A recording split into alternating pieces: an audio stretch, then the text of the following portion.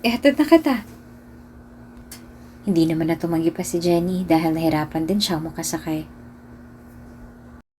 Bago ka pa lang sa channel neto, ibang kwento ni Ate Jane, istorya mo, ikwento ko. Huwag kalimutang pindutin ang notification bell at subscribe mo.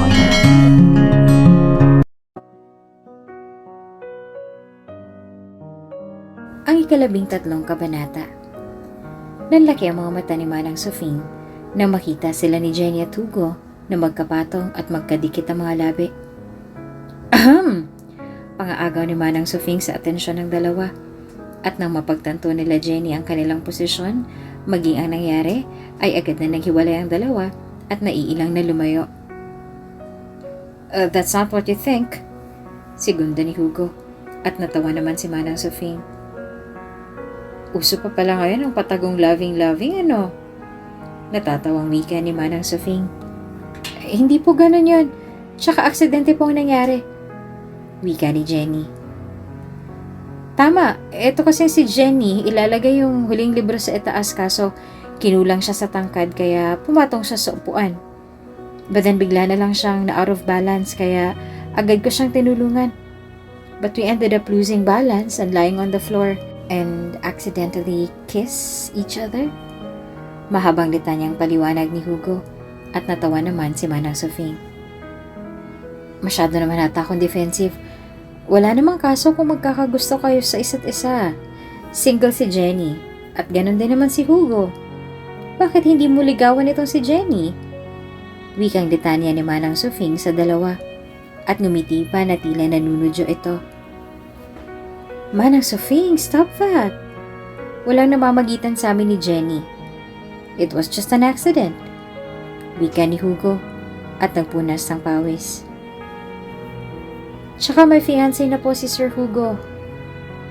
Nakayakong wika ni Jenny at nanlaki naman ang mga mata ni Sofia dahil sa kanyang narinig na mas nauna pang nalaman ni Jenny ang tungkol doon kesa sa kanya. May fiancé ka na? Bakit hindi ko alam? Nagtatago ka na sa akin, Hugo? Nanlaki ang mga mata ni Jenny nang mapagtanto niya na napangunahan niya pala si Hugo. Akyat po muna ako. Wika ni Jenny at umalis na kahit hindi pa rin naririnig ang sagot ng dalawa. Manang Sofing, huwag ka na magtampo. I am always gonna be a good man like what you thought. I will never disappoint you. Wika ni Hugo at niyakap ang kanyang Manang Sofing. Ayos lang, may tiwala naman ako sa'yo. At isa pa, alam kong malaki ka na at nauunawaan ko kung makapagpalagayan kayo ni Jenny. Wika mo nga ang tingin mong tama at hindi ang nais ng iyong daddy. Sundin mo ang iyong puso nang sa huli wala kang pagsisisihan. Wika ni Manang Sofing at niyakap ang kanyang alaga. Napakabilis nga naman ang panahon. Dati napakabata pa ni Hugo. At parang kailan lang ay hindi ito makapaniwala sa pagkawala ng isang babaeng minahal niya ng sobra at ibinigay niya buong buhay niya. At ngayon, heto na naman siya. Binubuksan ang pinto ng kanyang puso para sa isang babaeng kahit alam niyang maitinatago ay pilit niya pa din itinatatak sa kanyang isipan na lahat ng bagay ay inilaan sa tamang oras at panahon. Matapos ang pangyayaring yon, ay maagang umuwi si Jenny dahil para bang nakaramdam siya ng pananakit ng ulo. Ihatid na kita. Wika ni Hugo kay Jenny dahil nagpaalam siya sa dalaga. Hindi naman tumanggi si Jenny dahil nahirapan nga daw siyang makasakay. Habang nasa biyahe ay tahimik lamang si Jenny at walang tao. Are you ready? Tanong ni Hugo kay Jenny na nakatingin lamang sa labas ng bintana ng kotse ni Hugo. Ako? Oo. Lutang na sagot ni Jenny at nahahalata na ni Hugo na malalim ang iniisip ni Jenny. Nanahimik na lamang si Hugo at binantayan si Jenny na makapag-isip. Nahahalata kasi ni Hugo sa dalaga na may nais itong sabihin sa kanya.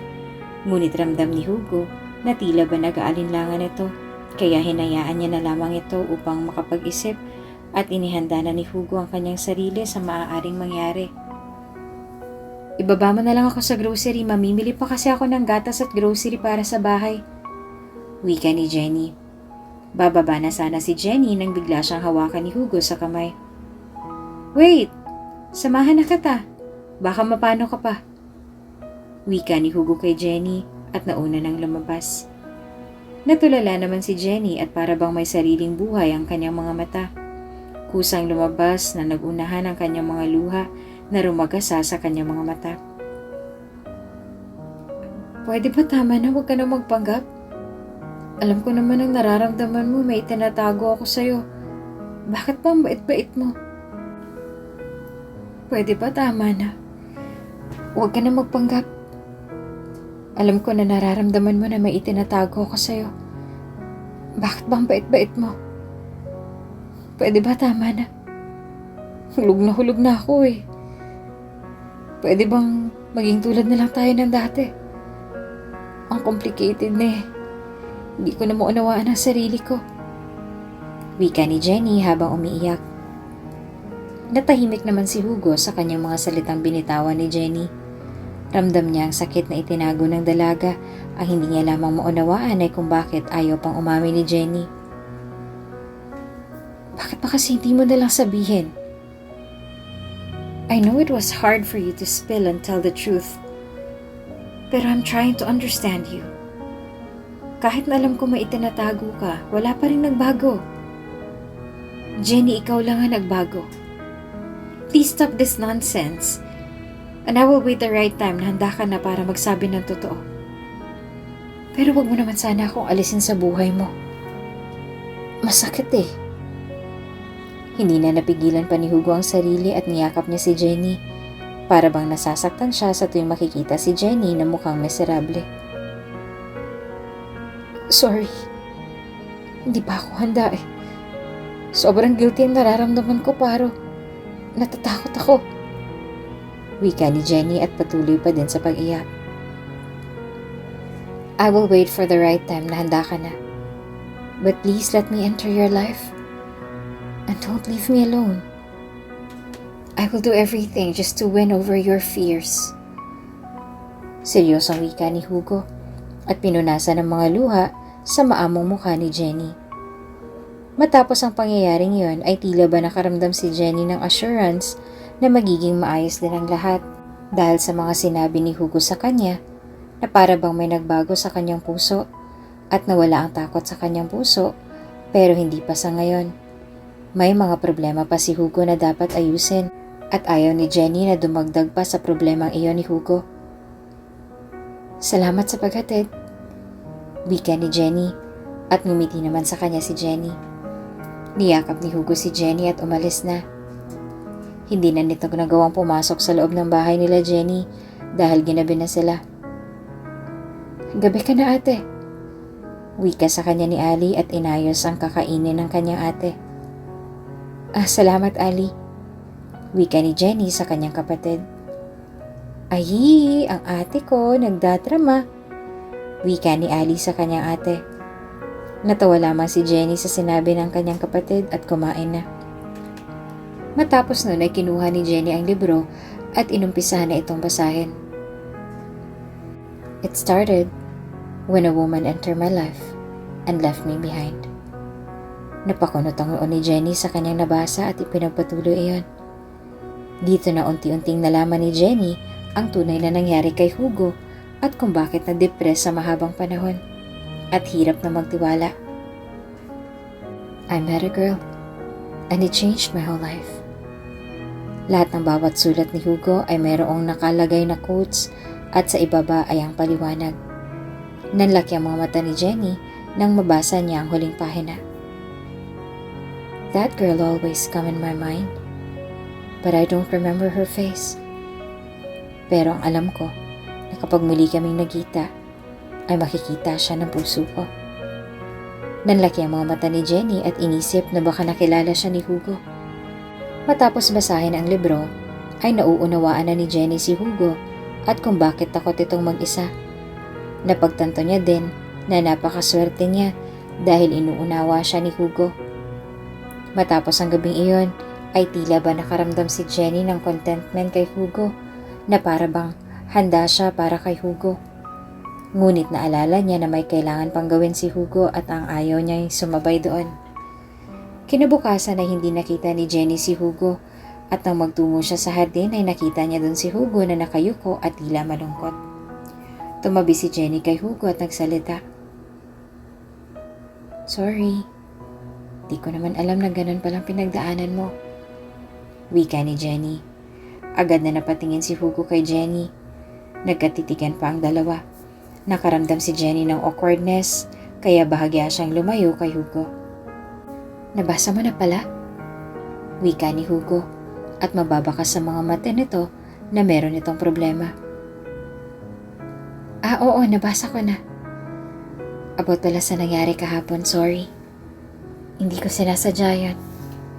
Wika ni Jenny, at napangiti naman si Hugo. "Alam mo ba kung bakit ako nandito sa hardin?" Tanong ni Hugo kay Jenny na ikinakunot ng noo ng dalaga. "Bakit?" Tanong ni Jenny na naguguluhan sa sinabi ng lalaki. Sa halip na sagutin ang tanong ni Jenny ay umalis lamang si Hugo at iniwan si Jenny na tulala at tila lutang sa sinabing iyon ni Hugo. Buong hapon hindi makapag-focus si Jenny. Sinubukan niya pang aliwin ang sarili at itutok iyon sa trabaho. Ngunit hindi siya mapakali at tila ba gusto niyang marinig ang sagot sa sinabing iyon ni Hugo. Sinubukan niya pang kausapin si Hugo, ngunit tila busy ito at hindi maistorbo. Hinayaan na lamang ni Jenny iyon at naglinis sa kusina. Ngunit bigla niyang nakita si Hugo na pababa ng basement at doon na nakahanap si Jenny ng tiyempo upang makausap si Hugo. Hinintay niya sa labas ng basement si Hugo at nang makita siya nito, ay tila ba umiwas ito. "Teka nga, mababaliw ako kakaisip eh.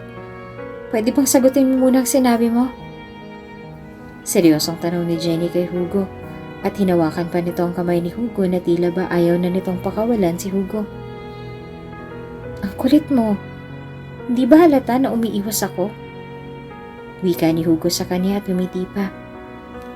"Sabihin mo na lang." Wika ni Jenny at nakakunot ng noo. Tumawa naman si Hugo at seryosong tumiting kay Jenny. "Are you sure you want to know?" Tila ba husky na wika ni Hugo at tumitig sa mga mata ni Jenny. "Oo, kasi hindi ako mapakali. Ano ba kasi ang ibig mo sabihin doon?" Tila ba excited na wika ni Jenny, ngunit may halong pagkautal dahil sa malikit na tingin ni Hugo sa kanya. Binitawan ni Jenny ang kamay ni Hugo at umayos ang tindig. "Really?" Lumapit pa si Hugo kay Jenny at titig na titig sa dalaga. "Oo nga." Napalunok pa si Jenny dahil palapit na ng palapit si Hugo sa kanya. "Because I want to kiss you again, like the other day." Wikang litanya ni Hugo at na-corner niya si Jenny sa sulok ng basement. Biglang tumawa si Jenny at itinulak si Hugo. "Alam mo, patawa ka talaga, Sir Hugo. Masyado ka mapagbiro." "Ayan ka na naman, ang seryoso eh. Bakit nga? May gusto ka po bang sabihin? May problema ka ba? Tsaka bakit mo pinabasa sa akin yung libro?" Sunod-sunod na litanya ni Jenny at tinanong na lahat kay Hugo. Para bang ang puso niya ay nais paniwalaan ang sinabi ni Hugo. Ngunit tila ba ang isipan niya ay iniisip na baka gumaganti lamang sa kanya si Hugo dahil alam na nito na meron siyang itinatago. May bahagi si Jenny na para bang gusto na lamang paniwalaan lahat ng ipinapakita ni Hugo. Ngunit hindi talaga maalis sa kanyang isipan ang takot at mga tanong na hindi masagot dahil hindi niya sinusubukan na hanapin ang kasagutan sa katanungan na iyon. "I'm not joking." Seryosong wika ni Hugo at hinapit sa bewang ni Jenny papalapit sa kanya. "Sir?" Nauutal na tawag ni Jenny kay Hugo at napahawak na lamang. Bigla na lang bumilis ang tibok ng kanyang puso at para bang gusto na nitong lumabas mula sa loob ng kanyang dibdib. "And also, I wanted to..." Biglang nagpintig ang pandinig ni Jenny sa sinabi ni Hugo. Para bang humito ang kanyang mundo At tila ba panaginip lamang ang lahat. Hindi siya makapaniwala sa mga salitang binitawan ni Hugo sa kanya. At dito nagtatapos ang ating kabanata. Ano kayang sinabi ni Hugo kay Jenny? Ano kayang nalalaman ni Hugo tungkol kay Jenny? Abangan sa susunod na kabanata. Bago ka pa lang sa channel neto, ibang kwento ni Ate Jane, istorya mo, ikwento ko. Huwag kalimutang pindutin ang notification bell at subscribe button.